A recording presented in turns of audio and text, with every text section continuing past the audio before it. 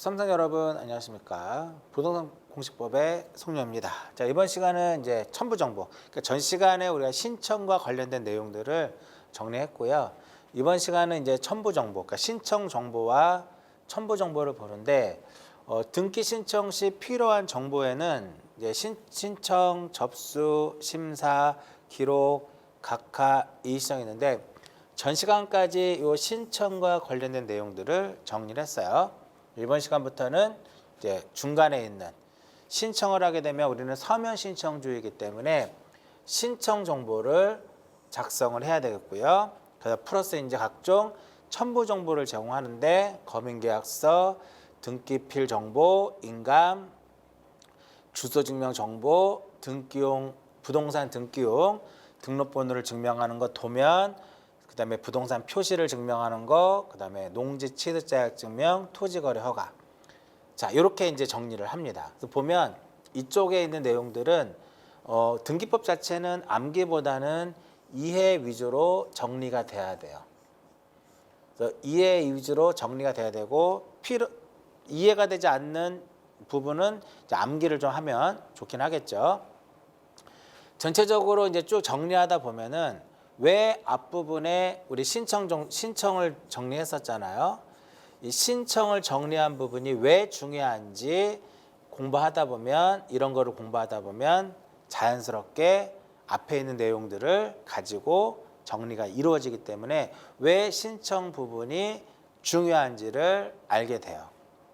자, 신청 정보부터 봅니다. 우리는 이제 등기는 서면 신청주의이기 때문에 신청서를 작성을 해야 돼요. 그러니까 신청 정보, 그러니까 직접 우리가 방문을 했을 때는 신청서를 쓰는 거고 전자 신청일 때는 신청 정보에다가 내용을 기록하고 제공을 하는 거죠. 신청 정보를 우리가 작성할 때는 한 건마다 하나를 작성하는 거죠. 1건 1신청주의, 그러니까 한 건마다 하나의 신청서를 쓰자. 그런데 예외적으로 일괄적으로 등기를 신청할 수가 있어요. 일괄적으로 등기를 신청하는 경우는 같은 채권의 담보를 위해서 소유자가 다른 여러 개의 부동산에 대한 저당권 등기를 신청하는 경우. 그러니까 어떠한 10억이라고 하는 채권을 담보로 하기 위해서 여러 개의 부동산에 대해서 저당권 등기를 신청하는데 소유자가 다 다르다라는 거예요. 이렇게. 그다음 두 번째, 공매 처분으로 인한 등기를 촉탁하는 경우. 세 번째, 경락에 의해서 매수인 앞으로 소유권 이전 등기를 촉탁하는 경우. 매수인이 인수하지 아니하는 부동산의 부담에 관한 기입 등기를 말소하. 이것도 촉탁이거든요. 말소 등기를 촉탁에 의해서 이루어지고요. 경매 개시 결정 등기를 말소하는 이것도 촉탁이에요. 그래서 보면 일괄적으로 등기를 신청하는 것은 하나의 신청서에 다 한다라는 거거든요. 이렇게 촉탁 등기예요, 대표적으로. 요거 하나만 딱 체크를 해서 보시면 될 것 같아요. 자, 이제 신청 정보의 내용. 신청 정보에는요, 부동산의 표시를 기록하고 신청인에 관한 사항을 쓰고 등기 원인 및 연월일, 등기 목적, 등필 정. 요 부분은 요거 생각하면 뭐 생각하시면 돼요? 갑구하고 을구. 그래서 생각하면 되겠고. 얘는 표제부 생각하시면 돼요. 등기필 정보, 등기소의 표시, 신청 연월일 이러한 것들이 신청 정보의 내용이더라 이겁니다. 다음 중 신청 정보의 내용에 해당하지 않는 것은 해서 시험에 한번 출제가 된 적이 있었죠. 자, 부동산의 표시는 등기 기록의 표제부를 이해하시면 돼요. 뭐를 이용하면 된다고요? 부동산의 표시는 등기 기록의 표제부를 이해하시면 됩니다. 신청인은요, 등기 기록에 갑구하고 을구를 생각하시면 편해요.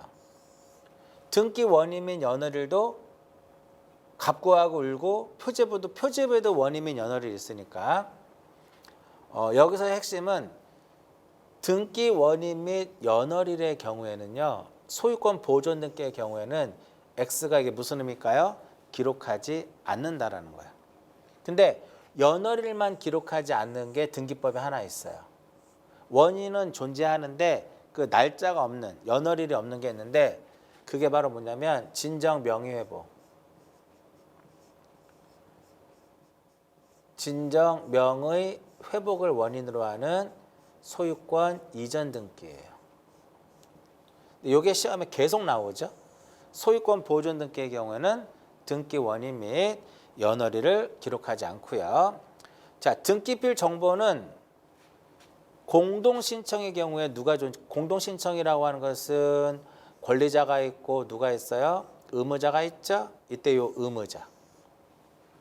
그리고 승소한 등기 의무자가 단독으로 등기할 때 의무자가 과거에 누군가로부터 권리를 취득하고 등기관으로부터 받은 게 있겠죠? 그거 제공하라는 거예요.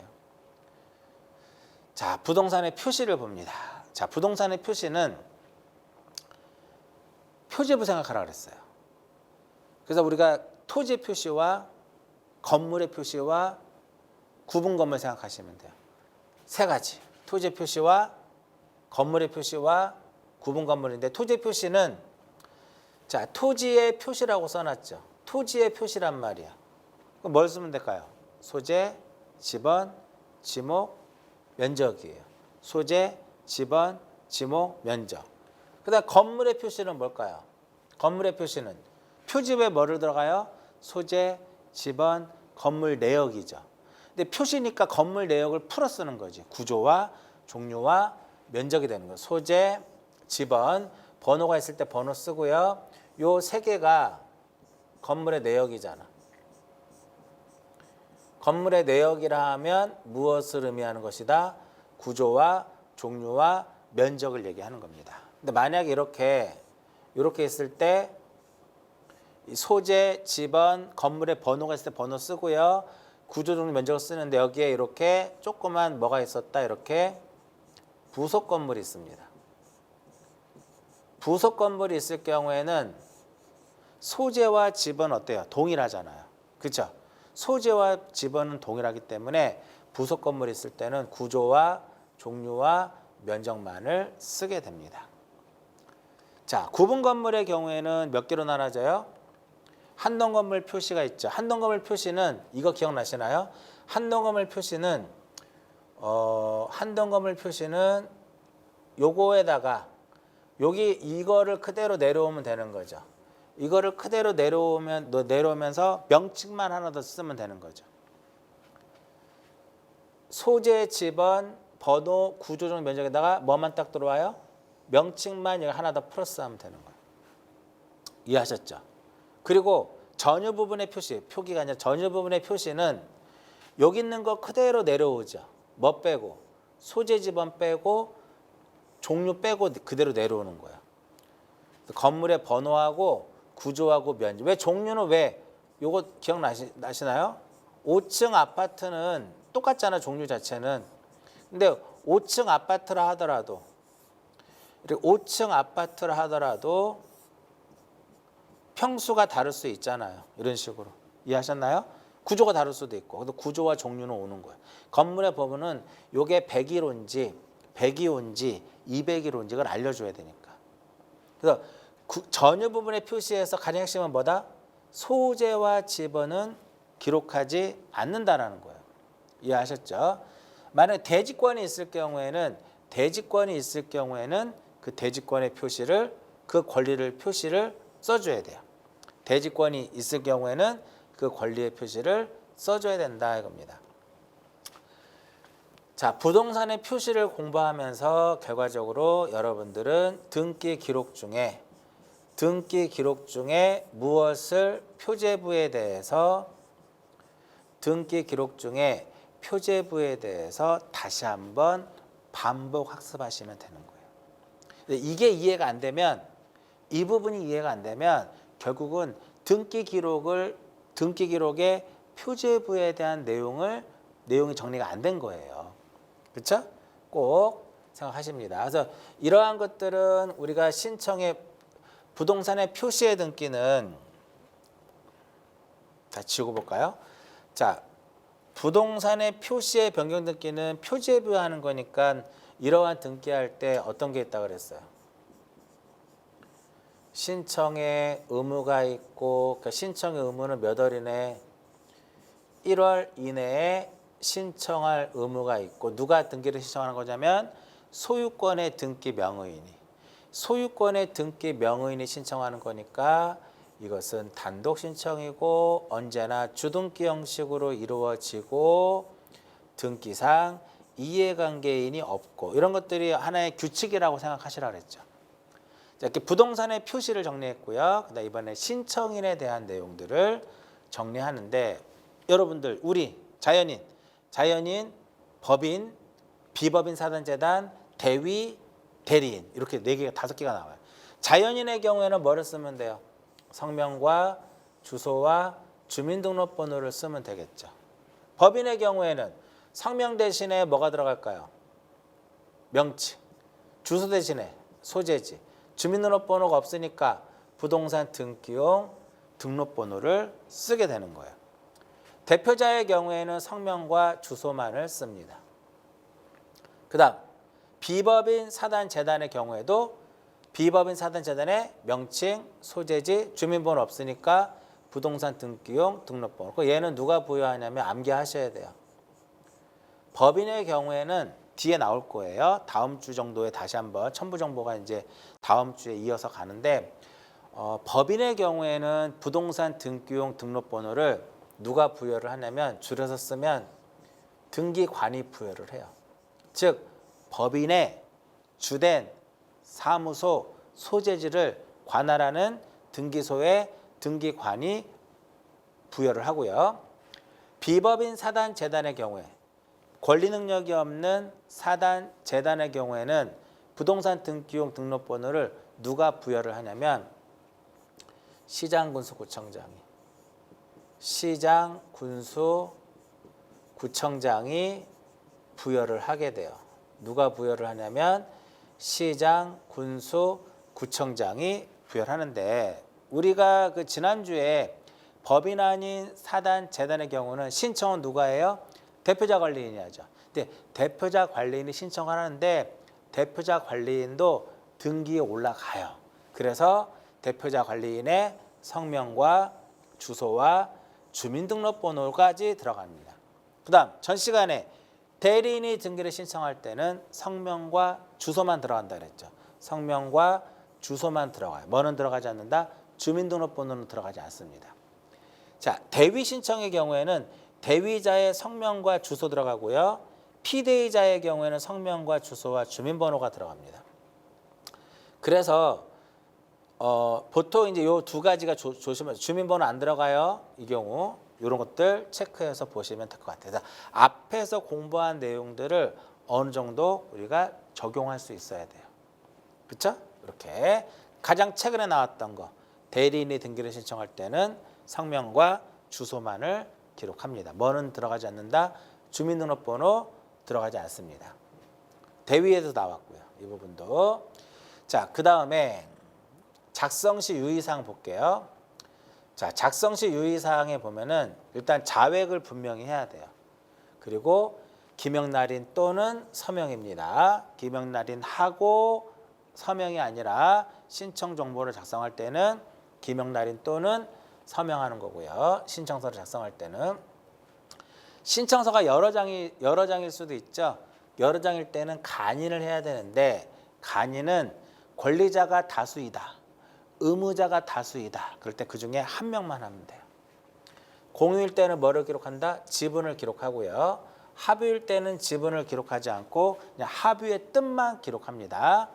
여기서 간인은 다수일 때는 몇 명만 하면 된다. 그중에서 1인만 하면 돼요. 전원이 다 간인해라. 그럼 틀린 거고요. 신청서를 쓸 때는 반드시 기록해야 될 내용이 있어요. 이것은 필요적 기록사항은 반드시 기록을 해야 돼요. 만약에 대표적인 필요적 사항, 전세권의 경우는 전세금이 되는 거죠. 전세금을 기록하지 않았다, 각하사유가 돼요. 각하사유가 됩니다. 근데 임의적 기록사항은 임의적인 사항이라는 거죠. 안 써도 된다라는 거예요. 근데 만약에 원인 정보에 기록이 되어 있어. 그러니까 예를 들어서 지상권 등기할 때 지료는 지상권의 요소가 아니기 때문에 이 지료는 임의적 기록사항이에요. 임의적 사항이야. 그걸 안 써도 되거든요. 근데 만약에 원인 지상권 설정 계약서상에 지료를 줄 것을 약정을 했어요. 그럼 이걸 기록해야 돼요. 만약에 원인 정보에 지료를 줄 것을 약정을 했는데 신청서에 그걸 안 썼다? 그럼 밀어내면 각하사유가 되는 거죠. 얘는 안 쓰면 무조건 각하예요. 근데 원인 정보는 안 써도 돼. 아니, 임의적 사항은 안 써도 돼요. 근데 만약에 원인 정보에 그러한 내용들이 기록이 되어 있다면 신청서에 이것을 기록을 해야 되는 거죠. 문자의 정정, 삽입, 삭제의 경우에는 글자 수를 난해에 적고요. 문자의 앞뒤에 가로를 붙이고 날인 또는 무엇을 한다? 서명하는데 이게 시험에 나왔죠. 날인하고 서명해라고 그러죠. 그다음에 삭제한 문자에 대해서는 해독할 수 있도록 글자체를 남겨둬야 돼요. 그다음 매매에 관한 거래계약서를 등기 원인을 증명 정보로 등기 원인을 증명하는 서면으로 하여 소유권 이주등기 할 때는 우리가 2006년도부터 도입이 된 거죠. 2006년도부터 실거래가가 들어가야 돼요.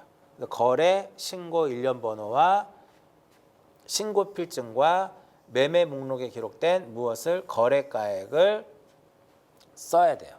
이때 거래 금액은 어디에 등기되냐면 갑구의 권리자 및 기타 사항란에 기록을 하게 됩니다. 이게 시험에 한번 나왔죠. 표지부에 기록한다고 해서 즉 요 나중에 이 부분은 거래가액을 설명할 때 그때 다시 한번 설명해 드릴 거예요. 이렇게만 참고적으로 넘어가시고 그 다음에 전자 요것도 시험에 나왔죠. 전자 표준 양식에 의한 신청 이게 바로 무슨 의미냐면은 우리가 방문 신청을 할 때 등기소에 들어가서 뭐를 쓸까요? 신청서를 써야 된단 말이죠. 근데 등기소에 가기 전에 인터넷상에서 표준 양식에다가 그걸 기입을 해요. 기록을 하고 그걸 프린터로 출력을 해. 그리고 가져가는 거예요. 그래서 방문 신청을 하고자 하는 경우에 신청인은 신청서를 등기소에 제출해야 되는데 그 제출하기 전에 신청 정보를 입력하는 거예요. 전산정보 처리 조직에 의해서 신청 정보를 입력하고 이것을 서면으로 출력을 해서 등기소에 제출하는 방법으로도 할 수 있다 이겁니다. 그러니까 이런 거죠.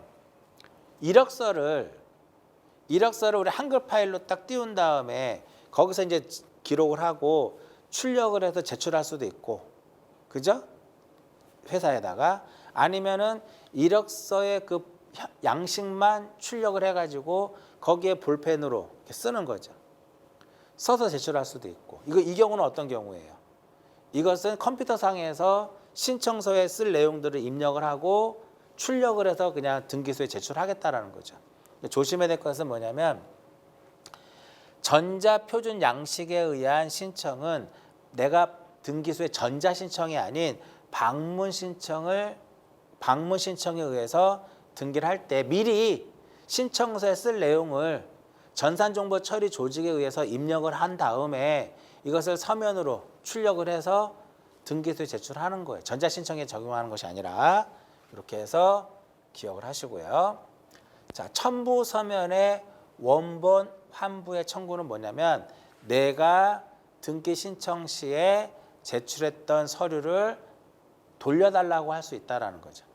근데 내가 등기 신청 시에 제출한 서류를 다시 돌려주세요라고 청구할 수 있는 원본을 다시 주세요라고 청구할 수 있는데 어떤 경우는 안 되냐면은 다음의 서류에 대해서는 환부를 청구할 수 없는데 그게 첫 번째는 뭐냐면 등기 신청만을 위해서 작성한 서류.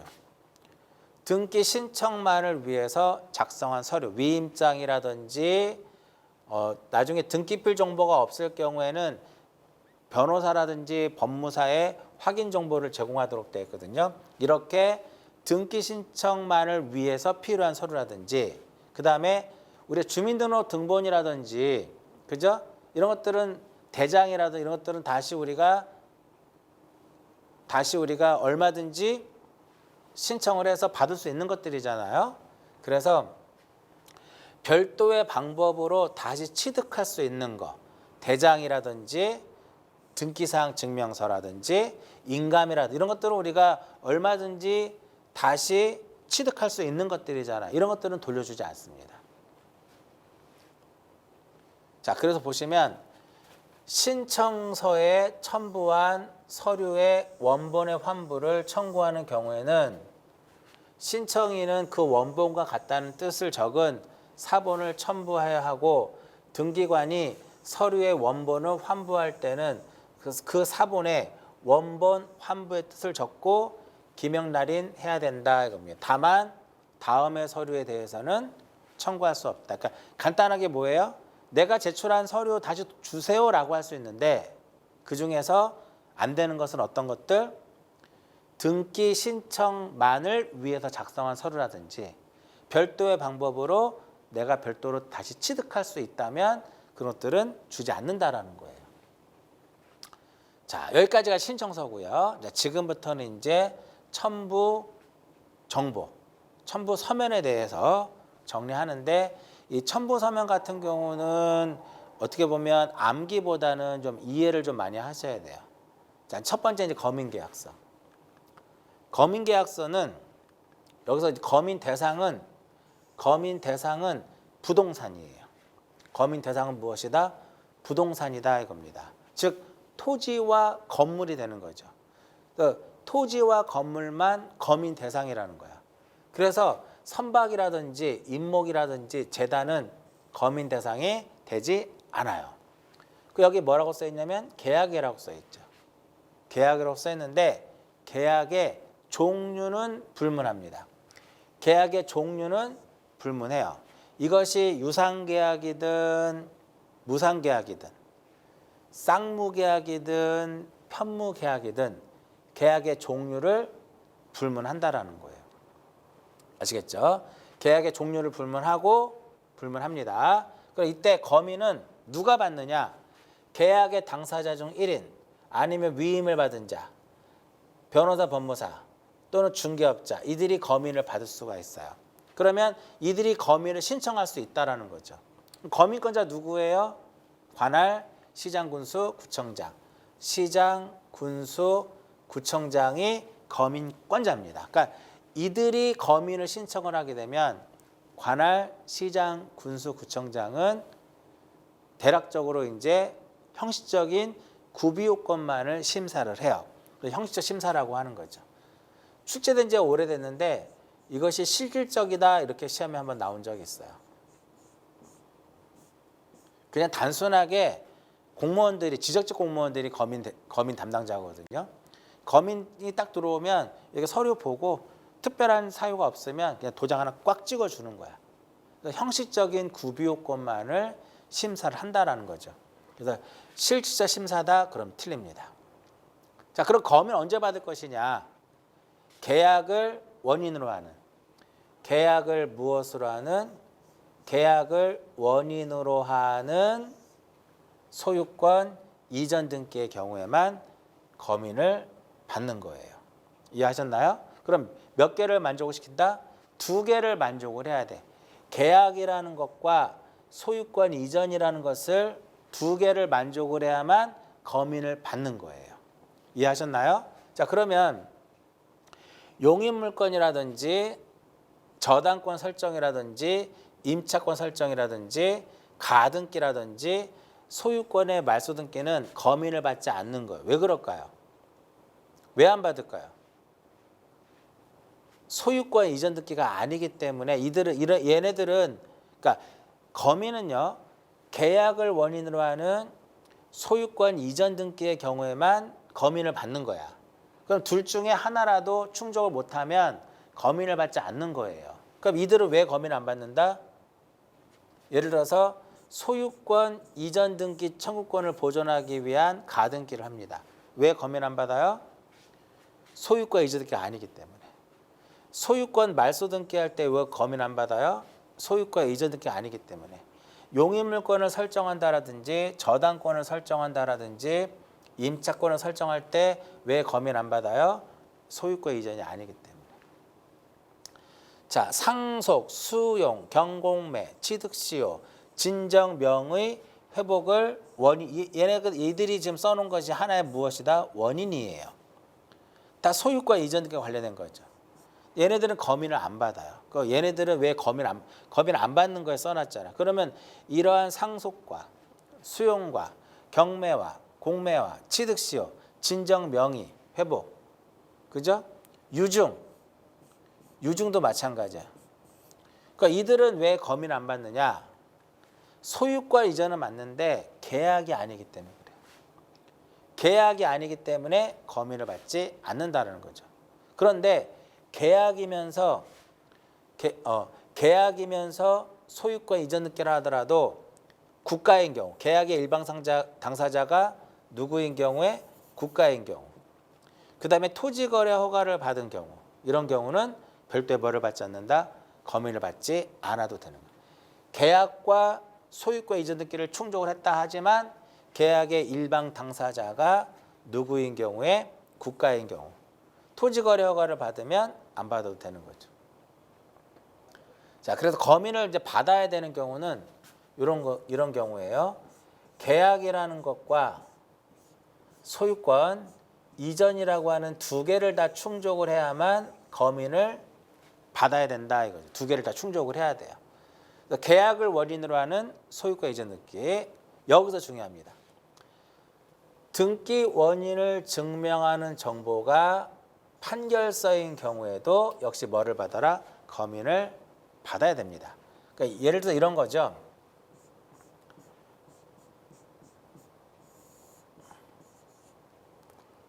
여기서 만약에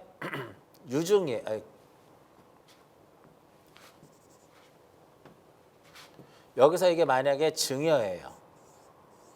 증여를 합니다. 그 증여를 해서 소유권 이전 등기를 하게 돼요. 그러면 여기서 이제 증여한 사람이 의무자가 되고 얘가 이제 권리자가 되겠죠. 둘이 가서 공동으로 등기를 하게 돼요. 둘이 가서 공동으로 등기를 해야 되는데 어느 한 사람이 협력을 하지 않아서 판결을 받아서 합니다. 그럼 당연히 원인 서면은 뭐가 돼요? 판결서가 되겠죠. 판결에 의해서 소유권 이전 등기를 합니다. 여기서 이제 판결은 무슨 판결? 이행 판결이에요. 그럼 과연 여기에 판결서에 검인을 받을 것이냐 이겁니다. 받아야 된다 이겁니다. 왜? 원인이 증여 계약이잖아요. 그래서 계약을 원인으로 하는 소유권 이전 등기의 경우에는 그 원인 증서가 무엇이라 하더라도 집행력 있는 판결서라 하더라도 그것이 계약이고 소유권 이전 등기라면 판결서에 뭐를 받아라? 검인을 받아야 된다라는 거예요. 그래서 계약서에 검인을 받는 게 아니에요. 그러니까 통상적으로 계약서에 검인을 받는데 이렇게 생각하시면 돼요. 계약을 원인으로 하는 소유권 이전 등기라면 내가 등기 원인을 증명하는 정보에 검인을 받는 거예요. 그래서 등기 원인을 증명하는 정보가 집행력 있는 판결서라 하더라도 그것이 계약이고 소유권 이전 등기라면 판결서에 뭐를 받아라? 검인을 받아야 돼요. 가등기 때 검인 안 받죠? 그럼 본등기 할 때는 무엇을 받아라? 검인을 받아야 돼요. 자, 검인을 받았는데 계약 내용이 변경이 되면 다시 검인을 받은 후에 계약 내용이 변경된 경우에도 다시 검인을 받는 거고요. 여기 중요합니다. 자, 명의신탁 해지를 원인으로 하는 소유권 이전 등기 할 때는 명의신탁 해지를 원인으로 하는 소유권 이전 등기 신청할 때는 역시 여기도 뭐를 받아라? 검인을 받아야 돼요. 그 다음 공유물 분할 원인으로 하는 소유권 이전 등기 할 때는 공유물 분할 계약서에 검인을 받아야 되고요. 양도 담보 계약의 경우에도 역시 검인을 받아야 됩니다. 그래서 검인을 받아야 돼. 그러니까 검인 계약서에서는 시험에 출제되는 게 뭐냐면 검인을 받을 것이냐, 검인을 받지 않을 것이냐, 이거 무엇만 할 수 있으면 돼요? 구분할 수 있으면 돼요. 항상 머릿속에 거민계약서 하게 되면 요 부분이죠. 계약이라는 것과 소유권 이전이라고 하는 두 개를 다 충족을 해야 된다. 이거를 가지고 하나씩 끼워 맞춰 보세요. 그러다 보면 자연스럽게 여러분들이 거민 대상과 거민 대상이 아닌 것을 구별할 수 있을 겁니다. 아시겠죠? 자, 그 다음에 등기필 정보의 제공. 굉장히 중요한 부분이에요. 제공이라고 하는 것은 제가 전 시간에도 얘기했듯이 누가 제공하는 것이다? 이것은 등기 의무자. 의무자가 제공하는 거예요. 그죠? 등기 의무자가 이렇게 볼게요. 자, 등기 의무자는요, 과거에 권리를 취득하고, 그죠? 등기 의무자가 과거에 권리를 취득하고 교부받은 등기필 정보가 있겠죠. 그거를 제공하라는 겁니다. 그러니까 제공은 역시 누가 하는 것이다? 의무자가 제공하는 거예요. 어떤 것을? 과거에 권리를 취득하고 등기관으로부터 받은 등기필 정보를 제공해라 이겁니다. 그러니까 내가 의무자임을 확인시켜 주는 거예요. 등기할 때. 그럼 여기 보세요. 등기필 정보의 제공은 누가 하는 것이다? 제공은 등기 의무자가 제공하는 겁니다. 그렇기 때문에 의무자라는 말이 나오기 위해서는 공동신청이어야 되는 거예요. 자, 공동신청은 우리가 등기 권리자와 등기 의무자죠. 그럼 여기서 공동신청일 때 의무자가 존재하니까 의무자가 과거에 권리를 취득하고 등기관으로부터 받은 등기필 정보를 또는 등기필증을 제공 또는 제출해야 되는 거예요. 예외가 있습니다. 즉 의무자이지만 의무자가 제공하는데 의무자이지만 등기필 정보를 제공하지 않는 경우가 있어요. 그게 바로 환매 특약 등기예요. 환매 특약 등기 X라고 하는 것은 뭐냐면 환매 특약 등기할 때는 누가 의무자일까요? 환매 특약을 할 때는 매수인이 의무자죠. 환매권은 매도인이 갖기 때문에 매도인이 권리자가 된단 말이에요.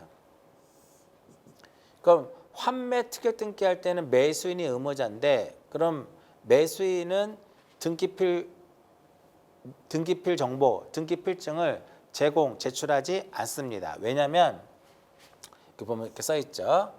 매수인이 의무자인데 왜 제출하지 않느냐? 환매 특약 등기, 요 특약 등기하고 소유과 이전 등기는 동시에 등기를 신청을 해야 되거든요. 그래서 이 매수인의 경우에는 아직까지 권리를 취득하지를 못했어요. 그렇기 때문에 등기필 정보가 아예 없어. 그렇기 때문에 제공하지 않는 겁니다. 이해하셨죠? 아직까지 이 매수인은 권리를 취득하지 못한 상태. 왜? 소유권 이전과 환매 특약은 동시에 같이 들어오는 거거든요. 이해하셨죠? 그 단독 신청일 때는 그럼 제공할까 안 할까요? 안 하는 거예요. 제출하지 않는 거죠. 이해하셨나요? 근데 여기서 판결이라는 게 하나 뜹니다. 외우실 필요 없어요. 이거 다 외울 필요 없어요. 근데 여기 봐요. 승소한 등기 권리자가 단독으로 할 때는 의무자의 등기필 정보가 필요 없다 그랬어. 근데 어떤 경우? 승소한 등기 의무자가 단독으로 등기를 할 때는 제출을 해야 된다 그랬죠. 왜? 의무자기 때문에. 여기다 넣어볼까요? 여기다 이렇게 넣어보는 거야. 자, 이 말이 맞는지만 보세요. 승소한 등기 의무자는 과거의 권리를 취득하고 등기관으로부터 받은 등기필 정보가 있다. 있나요? 있죠. 그 제공하라는 거예요. 자, 환매 특약 등기에 누가 의무자? 매수인이죠. 자, 환매 특약 등기에서의 매수인이 등기 의무자란 말이에요. 그 매수인인 특약 등기에 있어서의 등기 의무자인 매수인은 과거에 권리를 취득하고 등기관으로부터 받은 등기필 정보가 있다 없다? 없죠. 왜? 소유권 이전 등기와 환매 특약 등기는 동시에 이루어지기 때문에 아직까지 이 매수인은 권리를 취득하지 못한 상태이기 때문에 필증 자체가 없어요. 이렇게 들어가는 거예요. 이해하셨나요? 그리고 얘네들은 이 두 개의 특징은 뭘까요? 두 개의 특징은 뭘까요? 권리하고 전혀 무관한 거죠. 등기필 정보의 제공은 권리의 등기를 할 때만 제공하는 거예요. 그럼 얘는 표지에 비하는 건 상관없고, 얘도 부동산의 표시의 변경 등기도 권리의 등기, 갑구하고 을구하기 때문에 권리의 등기로 볼 수 있지만 권리하고는 전혀 영향을 주지 않죠. 왜? 성명과 주소와 주민번호와 관련된 거기 때문에 권리를 취득하는 것과는 전혀 관련이 없는 거예요. 제공하지. 얘는 단독 신청이잖아요. 그러면 이렇게 보시면 돼요. 다음 중 등기 신청에 있어서 등기필 정보를 제공하지 않는 경우는 이렇게 나옵니다. 그럼 뭐를 쓰시면 될까요? 제공하지 않는 경우는 보기에서 뭘 찾으면 돼? 단독 신청을 찾으시면 돼요. 단독 신청을 딱 찾으면 돼. 이해하셨나요? 이렇게 기억을 하시면 되겠고요. 관공서가 촉탁할 때도 등기필 정보는 제공하지 않습니다. 믿을 수 있잖아요. 관공서는. 관공서이기 때문에 관공서가 촉탁을 할 때는 등기필 정보를 제공하지 않아도 됩니다. 이때 관공서가 촉탁에 의하지 않고 변호사 또는 법무사에게 위임했을 때도 또한 제공하지 않습니다. 이제 관공서가 들어가면 등기필 정보는 제공하지 않는다, 이렇게 되는 겁니다. 자, 이렇게 등기필 정보를 제공해야 되는데 누가 제공하는 것이다? 등기 의무자가 제공하는 거예요. 등기 의무자가 등기필 정보를 제공하는데 그걸 제공할 수 없다면 재교부는 해주지 않습니다. 절대적으로 재교부는 되지 않습니다. 시험에 재교부 된다라고 한번 32회 때인가 한번 시험에 이제 출제가 됐죠. 자, 만약에 의무자가 등기필 정보를 등기소에 제공해야 되는데 제공할 수 없다면 내가 의무자임을 직접 등기소에 출석을 해서 확인시켜주면 되는 거예요. 그러니까 등기 의무자라든지 법정 대리인이 등기소에 무엇해서 출석을 해서 확인 조서를 작성을 해서 내가 의무자임을 확인시켜주면 되는 거예요. 첫 번째. 근데 그것이 귀찮아. 그럴 때는 대리인의 확인 정보를 제공합니다. 여기서 대리인은 아무나 되지 않습니다. 반드시 변호사와 법무사에 한해서만 가능해요. 그리고 세 번째, 의무자가 작성한 부분에 대해서 공증을 받으면 제공할 수 없는 경우에 공증을 받으면 가름하는 거예요. 그러니까 등기 의무자가 등기필 정보를 제공할 수 없다면 직접 등기소에 가서 내가 의무자임을 확인시켜주면 돼요. 귀찮아. 그럼 변호사, 법무사가 확인 정보를 제공하면 돼요. 그리고 신청서 작성한 부분 중에 의무자가 작성한 부분에 대해서 공증을 받으면 돼요. 자, 이렇게 등기필 정보를 제공할 수 없어서 첫 번째 방법을 택하거나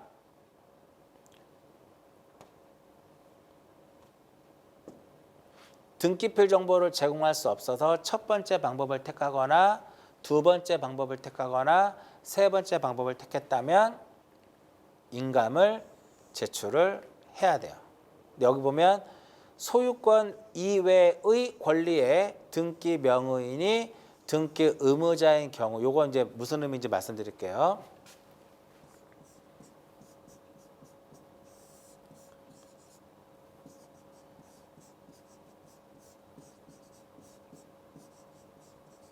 자, 전세권 설정이에요. 그럼 여기서 얘가 전세권 설정자죠. 전세권 설정자가 되고 A가 전세권 설정자고요. B가 전세권자예요. 전세권자인데 이 등기를 전세권 등기를 무엇하고자 한다? 말소 등기를 하고자 합니다. 말소 등기를 하고자 할 때는 그런 전세권자가 뭐가 돼요? 의무자가 되는 거죠. 전세권 설정자가 무엇이 된다? 권리자가 돼요. 그럼 이 의무자니까 과거에 이 전세권을 취득하고 이 전세권자는 전세권을 취득한 거잖아요. 그럼 과거에 전세권을 취득을 하고 등기관으로부터 받은 무엇을 제공해야 되냐면 등기필 정보를 제공해야 돼요. 근데 이게 없다라는 거야. 이거를 제공할 수 없게 되는 거죠.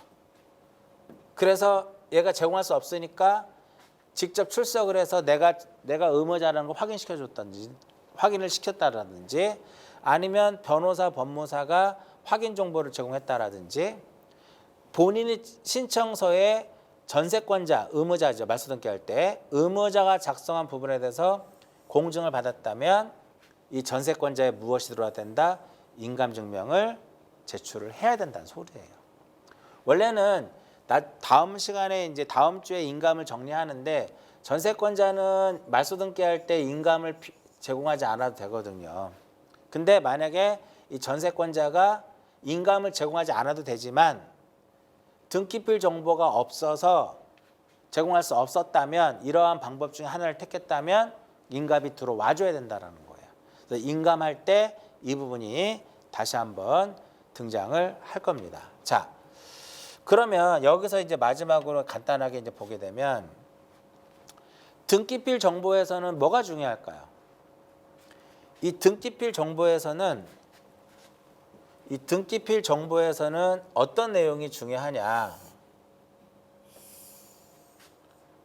등기필 정보를 제공할 것이냐 말 것이냐 이 두 개를 무엇하면 돼요? 이거를 구분하는 것이다 이겁니다. 누가 제공하는 것이다? 의무자가 제공하는 거예요.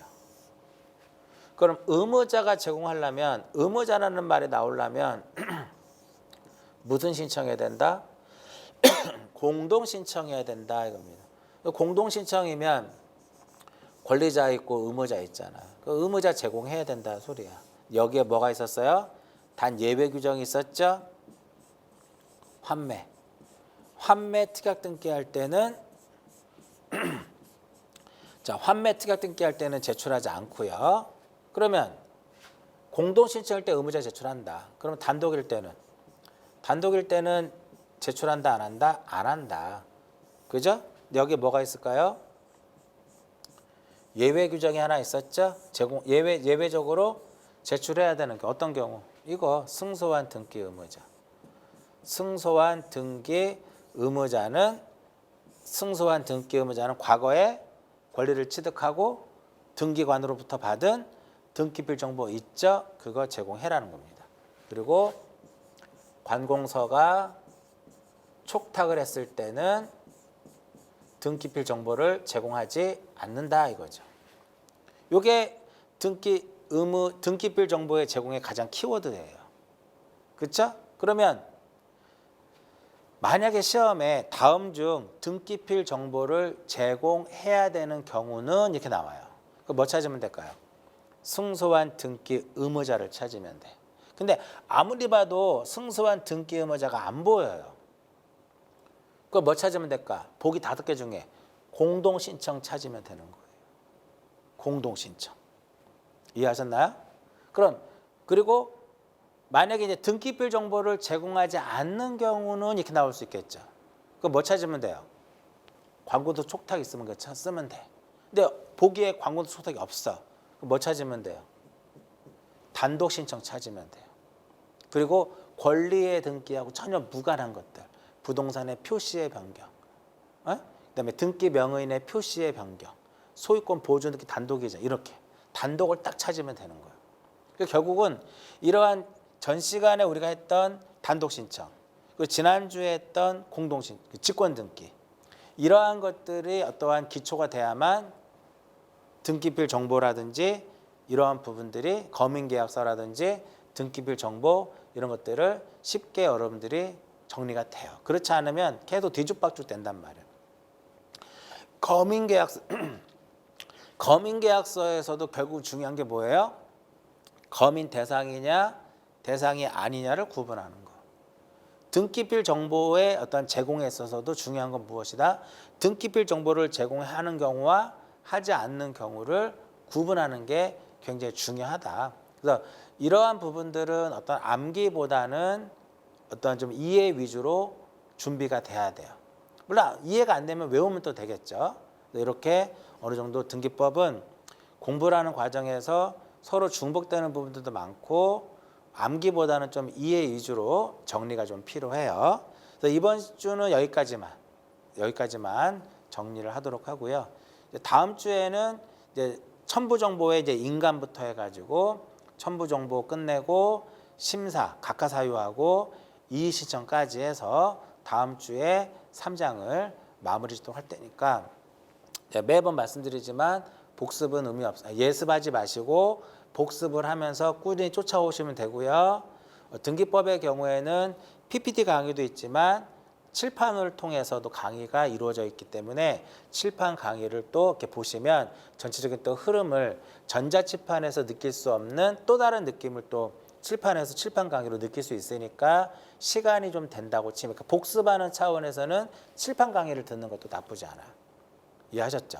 왜냐면 전자칠판 강의만 계속 듣다 보면 지루할 수 있으니까 좀 바꿔서 칠판 강의를 통해서 등기법을 다시 한번 들어보면 전자칠판에서 이해가 안 된 부분이 또 칠판 강의를 통해서도 이해가 될 수 있어요. 또 이것도 이해 안 된다. 그러면 기출지문 강의 한번 또 들어보세요.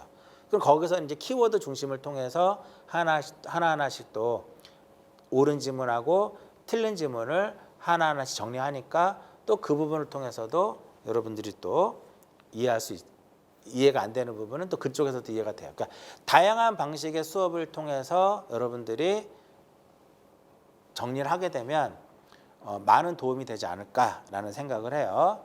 이번 주는 여기까지 해서 마무리 짓도록 하겠습니다.